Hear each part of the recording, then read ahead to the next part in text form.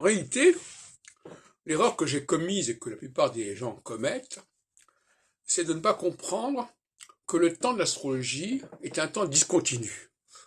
C'est-à-dire qu'elle n'intervient, elle est opérationnelle que ponctuellement, une fois tous les 7 ans. Et après, ce ne sont que des épiphénomènes. Et ces épiphénomènes ne dépendent pas directement du cosmos.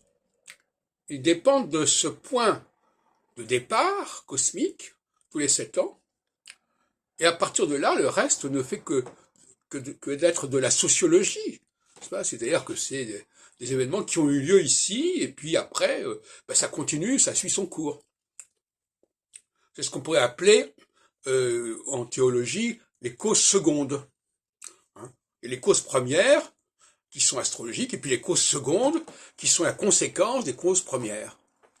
Et ça peut être un enchaînement de toutes sortes de situations et d'événements. Alors, donc l'erreur que j'ai commise pendant des années, pendant des décennies, c'est de croire que la phase, dans sa globalité, était porteuse de signification et d'événements, alors qu'en réalité, ça n'agit que tous les 7 ans.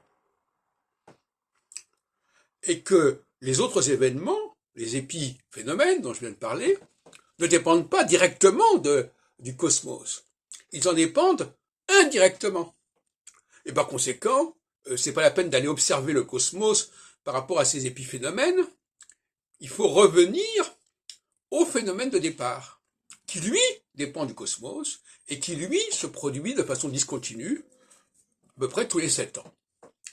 Voilà ce que je n'avais pas compris immédiatement et qui rendait assez vain mon travail parce que finalement je ne pouvais pas revendiquer une précision particulière puisque je ne me focalisais pas suffisamment sur ces moments ponctuels qui se produisaient tous les 7 ans.